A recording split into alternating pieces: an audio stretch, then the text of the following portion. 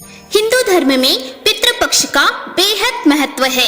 धार्मिक मान्यताओं के अनुसार जब किसी व्यक्ति की मृत्यु होती है तो वह पितृदेव का रूप धारण कर लेते हैं और अपने वंशजों की रक्षा करते हैं। पितृपक्ष यानी श्राद्ध। श्राद्ध में पितरों को विशेष तौर पर याद किया जाता है। पितरों का तर्पण श्राद्ध किया जाता है। तर्पण में कौवे को खाना खिलाना अति महत्वपूर्ण माना गया है। इसके पीछे कई रोचक कहानियां जुड़ी हुई हैं। गरुड़ पुराण के अनुसार कौवा यमराज का संदेशवाहक है। यमराज ने कौवे को वरदान दिया था कि तुम्हें दिया गया भोजन पूर्वजों की आत्मा को शांति देगा। श्राद्ध पक्ष में कौवे को खाना खिलाने से यमलोक में पितृदेवों को शांति की अनुभूति होती है। कौवे को टाइम ट्रेवल भी कहा जाता है, यानी कौवा किसी भी काल में अर्थात भूत भविष्य में भी जा सकता है।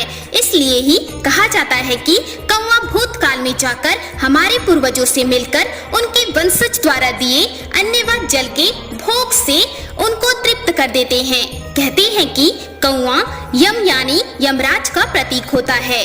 कौवा एकमात्र ऐसा पक्षी है जिसे पितृदूत भी कहा जाता है। पौराणिक कथाओं के अनुसार कौवे की कभी भी स्वाभाविक मृत्यु नहीं होती है। कौवे की मृत्यु कभी भी बीमारी या वृद्धा अवस्था से नहीं होती। उनकी मृत्यु आकस्मिक रूप से ही होती है। पितृपक्ष से जुड़ा हुआ एक और कथा अत्यंत प्रचलित है कि त्रेता युग में इंद्र के पुत्र जयंत ने ही सबसे पहले कौवे का रूप धारण किया था। श्री राम एवं सीता माता पंचवटी में एक वृक्ष के नीचे बैठे थे। श्री राम सीता माता के बालों में फूलों की वेड़ी लगा रहे थे। यह दृश्य इंद्रपुत्र जयंत देख नहीं सके। ईर्ष्यावश उन्होंने कौवे का रूप धारण किया और सीता जी के पैर पर चोंच मारी। यह देखकर राम जी क्रोधित हो उठे और राम जी ने कौवे को सजा देने के लिए तिनके का बाण चलाकर उनका एक आंख फोड़ दिया। फिर कौवे ने अपने भूल की माफी मांगी। तब राम ने उसे वरदान दिया कि तुम्हें अर्पित किया भोजन पितरों को मिलेगा। तभी से श्राद्ध में कौवों को भोजन कराने की परंपरा चली आ रही है। इसलिए पितृपक्ष में कौवे की अहमियत काफी बढ़ जाती है। कौवों को भोजन कराना अपने पितरों तक भोजन पहुंचाने के समान ही है। कौवे का आना और भोजन ग्रहण करना अति शुभ प्रतीक माना जाता है।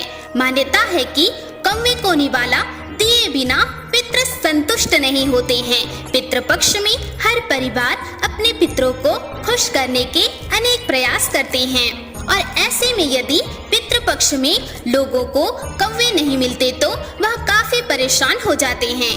किंतु यदि पितृपक्ष के समय कोई कौवा नहीं मिलता है तो आप कुत्ते या गाय को भी भोजन खिला सकते हैं। इसके अलावा पीपल के पेड़ पर जल चढ़ा सकते हैं। पीपल को भी पितृ का प्रतीक माना जाता है।